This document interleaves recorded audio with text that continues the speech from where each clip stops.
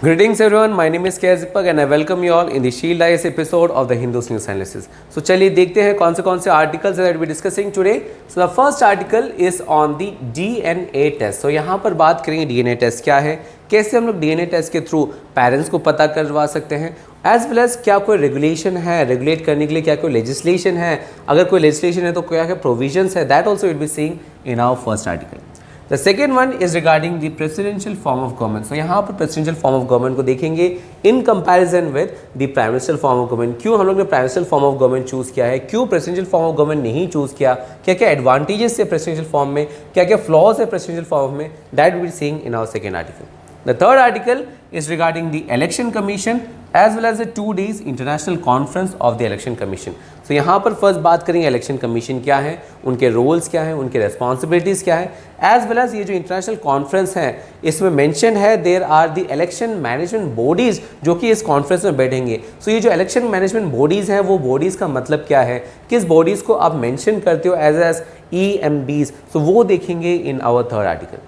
The fourth one is regarding the satellite networks. So यहाँ पर देखेंगे कौन से होते हैं सैटेलाइट टेक्नोलॉजीज़, कौन से होते हैं टेरेस्ट्रियल टेक्नोलॉजीज़, कैसे जो नॉन टेरेस्ट्रियल या सैटेलाइट टेक्नोलॉजीज़ डिफरेंट है टेरेस्ट्रियल टेक्नोलॉजी से, कैसे एडवांटेजेस है non terrestrial technologies, as well as अगर हम लोग इंटीग्रेट करें तो क्या क्या एडवांटेजेस हैं, क्या क्या फ्लॉज हैं, that will be seeing in our fourth article. And the last one as usual is the quiz of the day. So let's start with the first one that is on the DNA test. So यहाँ पर जो debate है that is revolving around the paternity test of DNA. So यहाँ पर बात करते हैं क्या है पैटर्निटी टेस्ट जो कि हम लोग DNA के थ्रू करवा सकते हैं. सो अगर हम लोग पैटर्निटी टेस्ट की बात करें तो वहाँ पर जितने भी पोटेंशियल फादर्स हैं वो हम लोग आइडेंटिफाई कर सकते हैं अगर हम लोग DNA सैंपल्स निकालें from the child as well as the potential fathers. अब जो DNA निकालने के जो तरीके हैं वो काफ़ी सारे अप्रोचेस हैं. There are various ways in which DNA could be collected. Blood के थ्रू कलेक्ट कर सकते हैं या डिफरेंट स्वैब्स के थ्रू आप कलेक्ट कर सकते हैं DNA को. वंस DNA आप कलेक्ट करते हो उसे आप आइसोलेट करते हो और काफ़ी सारे डिफरेंट अप्रोचेस के थ्रू आप उसके जो फ्रैगमेंट्स हैं उससे आप डिकोड करते हो, उसे आप प्रोफाइल करते हो, जिसे हम लोग कहते हैं DNA प्रोफाइलिंग. अब DNA प्रोफाइलिंग के अकॉर्डिंगली हर एक जो इंडिविजुअल है उसकी जो DNA है वो फिंगरप्रिंट की तरह काम करता है, वो यूनिक होता है और इस DNA प्रोफाइलिंग के अकॉर्डिंगली आप कंपैरेटिव एनालिसिस करके ही आप पता कर सकते हो कि कौन है potential father of a child. इसको समझने के लिए लेट्स टेक एन एग्जांपल. इस केस में देख सकते हैं आप कि जो मदर की जो DNA है वहाँ से जो फ्रैगमेंट्स मिले हैं, वहाँ से जो DNA फ्रैगमेंट्स जो हैं, जो प्रोफाइलिंग है that is shown in the grey coloured rectangles. Similarly child के भी आपके पास है, father 1 as well as father 2 के भी हैं. Now we have to find कि जो फादर 1 और फादर 2 में से कौन है potential biological father of this child. So यहाँ पे आप क्या करते हो, यहाँ पर आप DNA फ्रैगमेंट्स को कंपेयर करते हो of the child and the both this fathers. So यहाँ पर जितने भी कैंडिडेट्स हैं अगर आप कंपेयर करो so you can find major similarity between the DNA of the child as well as the father 2 और इसके बेसिस पर आप कंक्लूड कर सकते हो कि father 2 is more likely to be the biological father of the child. अब ये जो आप DNA प्रोफाइलिंग करते हो इसके काफ़ी सारे तरीके हैं. There are multiple approaches to it. So let's see कौन से हैं major approaches. So basically there are 2 approaches here. The first one is the restriction fragment length polymorphism, जिसे आप कहते हैं RFLP. The second one is the PCR that is the polymerase chain reaction. जैसे first one में जैसे हम लोग discuss किया जो इंडिविजुअल 1 है, इंडिविजुअल 2 है, वहाँ से आप DNA को आइसोलेट करते हो, उसे आप निकालते हो एंड देन वहाँ पर रेस्ट्रिक्शन एंजाइम्स के थ्रू उसे आप डाइजेस्ट करवाते हो, उसे आप डिकोड करते हो, उसे आप तोड़ते हो and from that you get the DNA profile. So that is the RFLP technique. Similarly the next technique is the PCR technique. अब PCR यूज करने के लिए क्या होता है, there is a basic aspect of in DNA known as the STR that is the short tandem repeats. So किसी भी DNA में, किसी भी इंडिविजुअल के DNA में अगर आप उसे डिकोड करोगे केमिकल एस्पेक्ट्स तक देन काफ़ी सारे जो सीक्वेंसेस हैं वो रिपीट होते हैं और इस टाइप की जो रिपीटेशंस है उसे हम लोग क्या कहते हैं, उसे हम लोग कहते हैं short tandem repeats.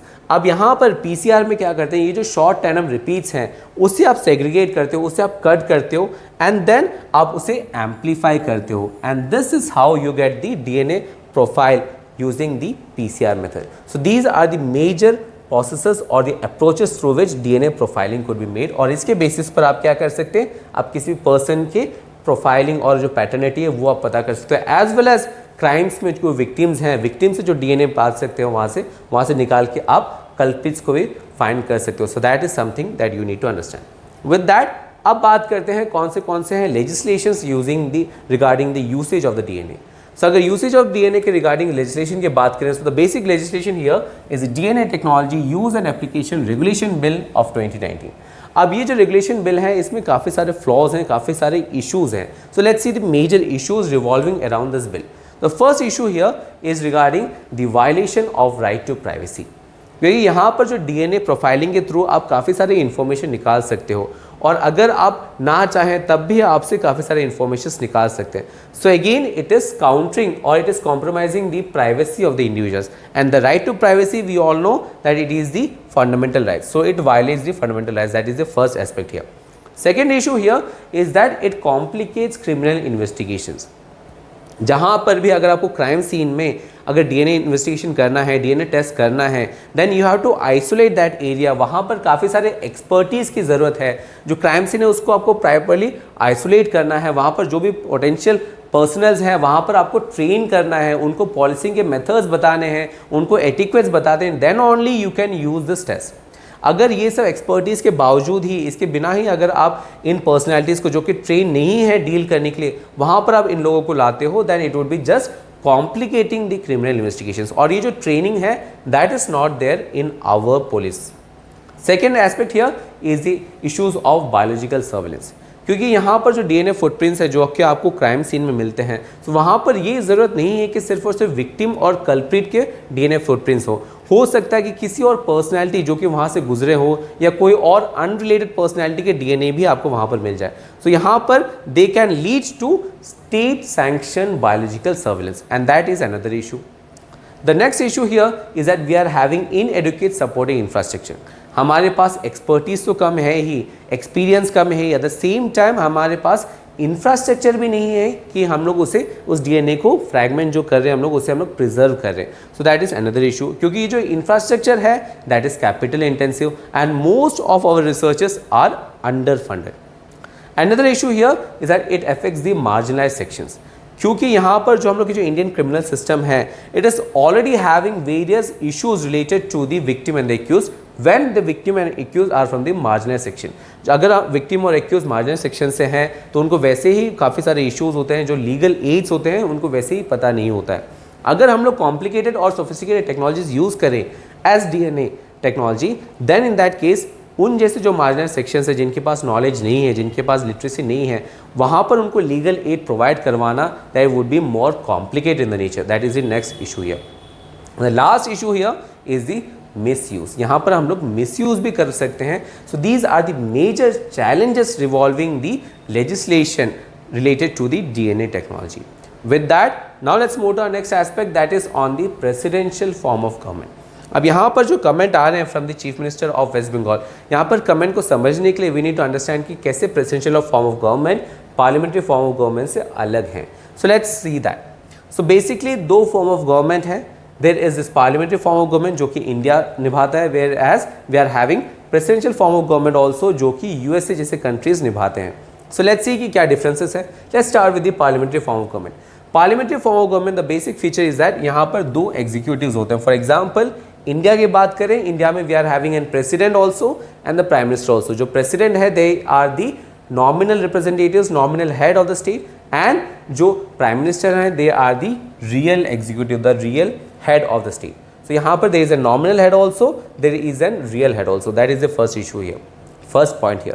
Second point here, यहाँ पर जो सिस्टम है इसमें जो नॉमिनल हेड है, जो प्रेसिडेंट होते हैं वो सिर्फ और सिर्फ सेरेमोनियल हेड होते हैं, और जो रियल पावर्स होते हैं they are with the prime minister itself जो कि रियल एग्जीक्यूटिव कहलाते हैं। अनदर पॉइंट हियर, अगर हम लोग देखिए कौन से कंट्रीज हैं जो कि parliamentary form of government obtain करता है, जो कि parliamentary form of government follow करता है, then India is there is this United Kingdom also, Portugal, Germany, Italy, Japan. तो जितने भी ज़्यादातर जो कंट्रीज़ हैं वो पार्लियामेंट्री फॉर्म ऑफ गवर्नमेंट को यूज़ करते हैं। अदर पॉइंट हियर, अगर कॉन्स्टिट्यूशन ऑफ इंडिया की बात करें, so constitution of India provides for the parliamentary form of government both at the central level and at the state level. अगर central level की बात करें तो वहां पर parliamentary form of government provide करने के लिए we are having article 74 as well as article 75। अगर हम स्टेट लेवल की बात करें तो वहां पर भी कॉन्स्टिट्यूशन में मेंशन है in article 163 and 164। So that means जो पार्लियामेंट्री फॉर्म ऑफ गवर्नमेंट है वो इम्बाइब्ड है, वो एनग्रेव्ड है in the constitution of India. And यहाँ पर जो एग्जीक्यूटिव है it is responsible to the legislature. So you must know कि जो स्टेट है, स्टेट के 3 ब्रांचेस रहते हैं, there is this legislature, executive and judiciary. और यहाँ पर इंडिया में हम लोग लेजिस्लेचर्स को अलग करते हैं और एग्जीक्यूटिव जो है they are derived from the legislature. So that is in accordance to the parliamentary form of government. अब देखते हैं प्रेसिडेंशियल फॉर्म ऑफ गवर्नमेंट में। प्रेसिडेंशियल फॉर्म ऑफ गवर्नमेंट में सिर्फ और सिर्फ एक एग्जीक्यूटिव रहता है, that is the president. For example United States of America में वहाँ पर प्राइम मिनिस्टर नहीं होते हैं, वहाँ पर सिर्फ और सिर्फ प्रेसिडेंट होते हैं। और क्योंकि एक ही इंडिविजुअल है सो वहाँ पर उनके पास काफ़ी सारे स्वीपिंग पावर्स रहते हैं, काफ़ी ज़्यादा पावर्स रहते हैं, काफ़ी सेंट्रलाइजेशन ऑफ पावर्स हैं। अनदर एस्पेक्ट हियर इसकी यहाँ पर जो एग्जीक्यूटिव है they are not responsible to the legislature, so they are different entities. So यहाँ पर अगर हम लोग प्रेसिडेंशियल फॉर्म ऑफ गवर्नमेंट की बात करें तो यहाँ पर दी L, E and J तीनों जो ब्रांचेस हैं वो सेपरेट होते हैं। There is separation of powers between the L, E and J। E जो है एग्जीक्यूटिव जो है they are not derived from the legislature. That is the difference between the parliamentary form of government and the presidential form of government. With that अब देखते हैं कि क्यों हम लोग ने parliamentary form of government choose किया है। For that you need to understand the advantages and the disadvantages of the presidential form. So let's start with the advantages. Advantages की बात करें the first advantage is that यहाँ पर separation of powers है। तो जैसे हम लोग ने डिस्कस किया यहाँ पर जो 3 ब्रांचेस हैं, 3 ब्रांचेस में there is strict separation of powers. और क्योंकि स्ट्रिक्ट सेपरेशन ऑफ पावर्स है इसीलिए जो इंटरफेरेंस है वो नहीं होता। For example parliamentary form of government में इंटरफेरेंस होता है of legislature into executive works, और ये जो इंटरफेरेंस है ये हम लोग प्रेसिडेंशियल फॉर्म ऑफ गवर्नमेंट में नहीं देखते हैं। और इस इंटरफेरेंस नहीं होने के कारण यहाँ पर जो एडमिनिस्ट्रेशन है वो काफ़ी अच्छे से वर्क करता है। The efficiency is very good. Another point here is that it would be having expert government, क्योंकि जो प्रेसिडेंशियल फॉर्म ऑफ गवर्नमेंट है यहाँ पर ये ज़रूरत नहीं है कि जो एग्जीक्यूटिव है वो लेजिस्लेचर से निकल के आए, और इसीलिए यहाँ पर प्रेसिडेंट के पास होते हैं कि वो एग्जीक्यूटिव कैसे बनाए। हो सकता है कि वो इंफॉर्मेशन टेक्नोलॉजी के जो मिनिस्टर है वो एक्सपर्ट को रखे, या पेट्रोलियम मिनिस्ट्री जो है वहाँ पर जो मिनिस्टर है वो किसी एक्सपर्ट को रखे। सो इस तरीके के जो एक्सपर्ट्स हैं, एक्सपर्टीज़ को आप ला सकते हो और एग्जीक्यूटिव का हिस्सा बना सकते हो in the presidential form, but that is not possible in the parliamentary form. Another point here is that it provides stability, क्योंकि यहाँ पर जो एग्जीक्यूटिव है they are not derived from the legislature, और इसीलिए ही यहाँ पर their term is not subject to majority. वहाँ पर मेजोरिटी का कोई टर्म नहीं है, वहाँ पर नो कॉन्फ्रेंस मोशन का कोई लॉजिक नहीं है, और इसीलिए वहाँ पर स्टेबिलिटी काफ़ी हाई है। Another advantage of this presidential form of government is that there is less influence of the party system, क्योंकि यहाँ पर जो मेजॉरिटी का इश्यूज नहीं है, और इसी के कारण ही जो पार्टी पॉलिटिक्स है, जो पॉलिटिक्स है इसमें पार्टी पॉलिटिक्स का, that is not something that we need to be bothered about in the presidential form of government. अब देखते हैं कौन से डिसएडवांटेजेस हैं। The first disadvantage here is that it is less responsible executive, क्योंकि यहाँ पर जो एग्जीक्यूटिव है they are not derived from the legislature, वो legislature से derived नहीं है। फॉर एग्जाम्पल अगर पार्लियामेंट्री फॉर्म ऑफ गवर्नमेंट की बात करें, इंडिया की बात करें, तो वहाँ पर कोई भी मिनिस्टर बनने के लिए you need to be a member of Lok Sabha और राज्यसभा, बट ऐसे requirements presidential form of government में ज़रूरत नहीं है। और इसका कारण, इस एडवांटेज के कारण क्या हो सकता है, यहाँ पर जो एग्जीक्यूटिव है दे आर नॉट रिस्पॉन्सिबल, वो रिस्पॉन्सिबल ना हो सकते हैं, वो हो सकते हैं both of this parliamentary form of government से अलग होके, लेजिस्लेचर से अलग होके कोई और एक्सपर्ट हो। So that is reducing the accountability, that is reducing the responsibility of the executive. Other disadvantage of this aspect here is that it provides for deadlocks. For example क्योंकि लेजिस्लेचर, एग्जीक्यूटिव और judiciary तीनों अलग अलग से काम करते हैं, the separation of powers is there, और इसी के कारण ही काफ़ी सारे कॉन्फ्लिक्ट्स हो सकते हैं, और अगर कॉन्फ्लिक्ट्स हो तो there are chances of deadlocks होने के चांसेस हैं, और ये कॉन्फ्लिक्ट्स को रिजॉल्व करना भी मुश्किल है क्योंकि there is a strict separation of powers. But parliamentary form of government में ये स्ट्रिक्ट सेपरेशन ऑफ पावर्स नहीं है, there is aspect of interference, और इसके कारण ही डेडलॉक्स को हम लोग रिजॉल्व कर सकते हैं, कॉन्फ्लिक्ट को हम लोग रिजॉल्व कर सकते हैं। Another issue of this presidential form of government is that it is rigid government, क्योंकि यहाँ पर it is highly stable होने के कारण ही एग्जीक्यूटिव क्योंकि रिस्पॉन्सिबल नहीं है लेजिस्लेचर के कारण ही, इसीलिए it is rigid, और कोई भी गवर्नमेंट rigid होना is very issue, topic is very disadvantage topic, क्योंकि यहाँ पर we need to have accountability, सिर्फ और सिर्फ स्टेबिलिटी की ज़रूरत नहीं है but we need to have accountability also, और यहाँ पर हम लोग के पास अकाउंटेबिलिटी नहीं है, we are stressing more on the stability. Another point here is that it provides for the spoil system, क्योंकि यहाँ पर जो प्रेसिडेंट है उनके पास सेंट्रलाइज पावर्स हैं, उनके पास स्वीपिंग पावर्स हैं, सो वहाँ पर पैट्रनेज प्रोवाइड करवा सकते हैं, वहाँ पर फेवरेटिज्म के एलिगेशंस लगते हैं, और इन्हीं सब एलिगेशंस और इन्हीं सब डिसएडवांटेज को देख के we have gone for the prime ministerial form of government. With that now let's move to our next aspect, that is the election commission as well as the 2 days international conference. अब यहाँ पर let's start with the election commission. What is election commission? So election commission जो है उनके role जो है, functions जो है, क्या क्या है, mandate, jurisdiction, all this things we have already discussed in our 14 September video, all this points as well as election commission में क्या क्या इशूज हैं, that also we are discuss in our 14 September. Then इस पर buildup करके अब बात करते हैं कि जो इंटरनेशनल कॉन्फ्रेंस है जिसके थ्रू इलेक्शन कमीशन का जिक्र किया गया है, what is this international conference. So this international conference is being held in India, और ये 2 दिन का कॉन्फ्रेंस होगा, and the theme of this conference is role, framework and capacity of the election management bodies. So यहाँ पर जो objective है, what is this objective?